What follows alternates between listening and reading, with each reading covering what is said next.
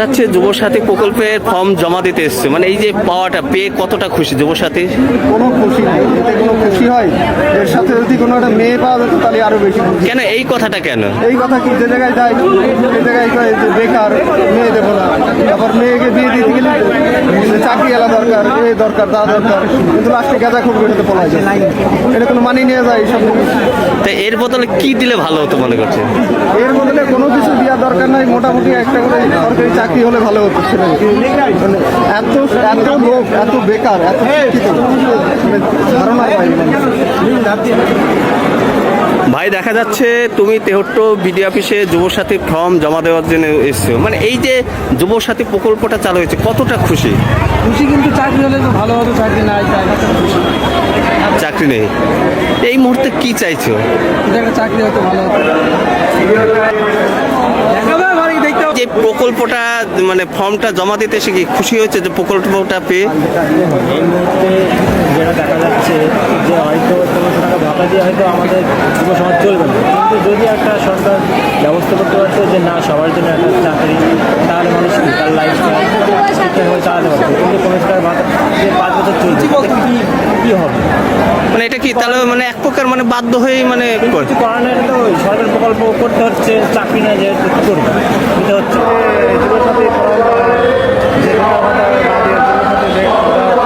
না দিয়ে যদি আমাদের মাননীয় মুখ্যমন্ত্রী যদি চাকরি দিত বেকারটা, তাহলে একটু বেকারত্বটা যেহেতু সুস্থ, ঠিক আছে, এটাই আমি চাইছিলাম, যাতে যদি আমার এই বক্তব্যটা মঞ্জুর করে, ঠিক আছে, যাতে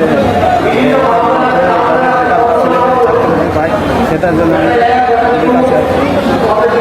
না, আপনার বক্তব্য যে ভাতার থেকে কর্মসংস্থান দিলে বেশি ভালো হয়, এইটাই আপনি আশা করছেন? আশা করি দিদির কাছে বা এইটা আপনার আবেদন?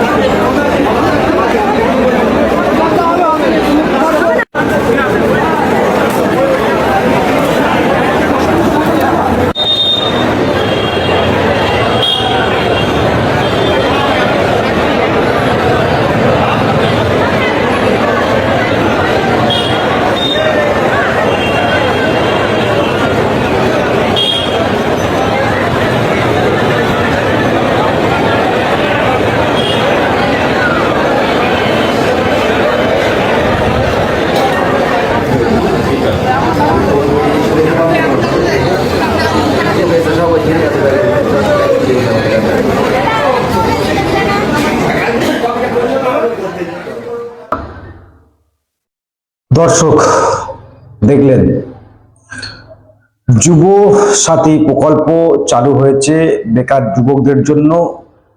সরকার সিদ্ধান্ত করেছে এবং প্রকল্প চালু করেছে 1500 টাকা করে ভিক্ষা। তো এটি হাওড়া আরামবাগের ছবি কয়েকজন ভাই আমাকে পাঠিয়েছে। পাঠিয়ে গতকাল থেকে রিকোয়েস্ট করছে যে ভাই ভিডিওটা বানান। তো আমি দেখছিলাম, সবসময় আমরা কেন্দ্রের বিরুদ্ধে গর্জন করি বা কেন্দ্রের বিরুদ্ধে আমরা কথা বলি যে কেন্দ্র সরকার কখনো নোটবন্দির বিনিময়ে যুবকদের লাইনে দাঁড় করিয়ে দিচ্ছে, বৃদ্ধাদের লাইনে দাঁড় করিয়ে দিচ্ছে, কখনো SIR এর নামে যুবকদের হয়রানি করা হচ্ছে বা মানুষদের হয়রানি করা হচ্ছে, হেনস্থা করা হচ্ছে। কিন্তু এটা কি? এই যুবকদের 1500 টাকা দেওয়ার নামে এই সমস্ত শিক্ষিত যুবক তাদেরকে লাইনে দাঁড় করিয়ে হ্যারাসমেন্ট করা হচ্ছে না? করা হচ্ছে না হ্যারাসমেন্ট? বেকার যুবক তাদের বাবা মা তাদেরকে শিক্ষাগত যোগ্যতা করে তৈরি করছে বা তৈরি করেছে কিসের জন্য? এই ভাতা ভিক্ষা নেওয়ার জন্য? এসব প্রশ্ন আপনারা করবেন না, আপনি করবেন না, আপনি শুনতেও চাইবেন না। এসব প্রশ্ন না আপনি শুনতেও চাইবেন না, কারণ আপনি তো এই শাসকের চাটুকারিটা করেন, শাসকের ভুলটাকে আপনি ভুল বলতে পারেন না। তো বাড়ির বাবা মা কষ্ট করে গরিব এই সমাজ থেকে যারা উঠে এসছে, দেখবেন অনেক কষ্ট করে একটা বাড়ি ছেলে মেয়েকে লেখাপড়া করাতে হয় অনেক কষ্ট করে। আপনার ছেলে মেয়ে নিশ্চয়ই রয়েছে, আপনি জানবেন বহু কষ্ট করে বাবা মা লেখাপড়া শেখায় যুবকদের বা যুবতীদের। কারণটা কি? ভালো একটা কর্মসংস্থানের জন্য, চাকরির জন্য। আমি চাকরি ছেড়ে দিলাম, চাকরিটা বাদ দিয়ে দিলাম, ছেড়ে দিলাম। সেখানে 26,000 চাকরি বাতিল করেছে, আমি চাকরিটা বাদ দিয়ে দিলাম। কি কারণে শিক্ষিত করা হয়? এই শিক্ষা জাতির মেরুদণ্ড। কেন?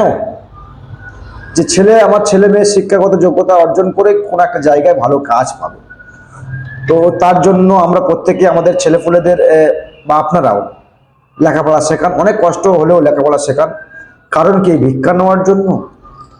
এই যে 1,500 টাকা করে ভিক্ষা রাজ্য সরকার দিচ্ছে, এটা নেওয়ার জন্য?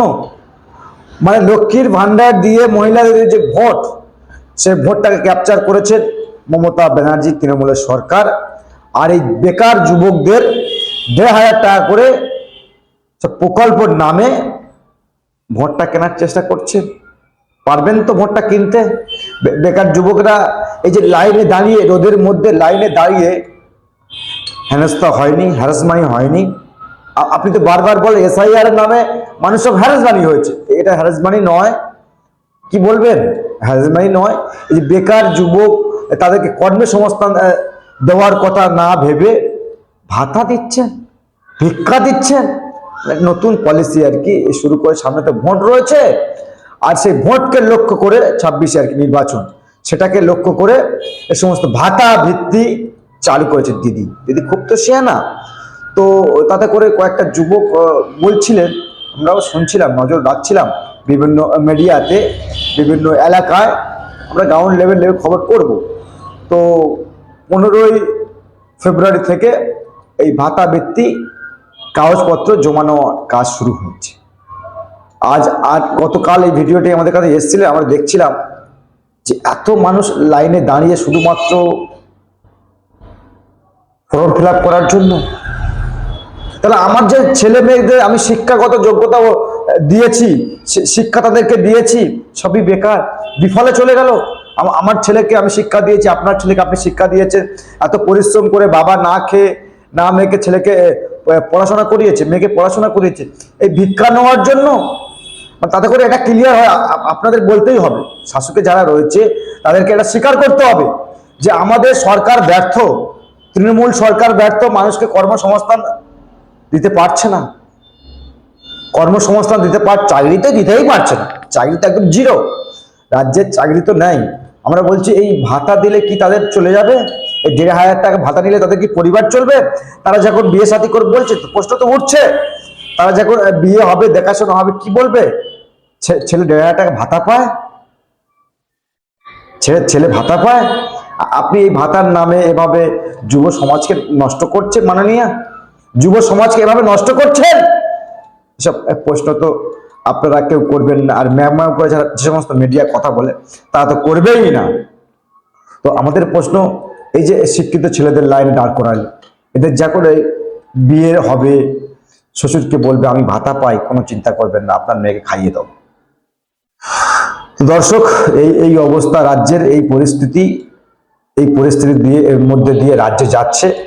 জানি না রাজ্যে কত নিচে আরো নামবে, আরো কত নিচে নামবে। এই সমস্ত যুবক কিন্তু তার একেবারে মানে তাদের মনের মতো হচ্ছে না। মিডিয়া প্রশ্ন করছিলেন আপনার কতটা খুশি হয়েছে, তারা বলছিল সব থেকে মজার বিষয়, একটা করে এর সঙ্গে বউ দিল, তারা অনেক খুশি হতেন।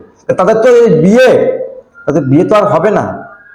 কারণ বলবে আমি বেকার, আমি উচ্চ মাধ্যমিক পর্যন্ত পড়াশোনা করেছি, মাধ্যমিক পর্যন্ত পড়াশোনা করেছি, গ্র্যাজুয়েট করেছি, আমি ভাতা নেওয়ার জন্য, ভিক্ষা নেওয়ার জন্য? এই সমস্ত প্রশ্ন তো উঠছে, আরোটাই স্বাভাবিক। দর্শক, যেটা বলার বলবেন, আর নজর রাখবেন আপনার কণ্ঠ, আপনাদের কণ্ঠ ইনসাফ টিভিতে।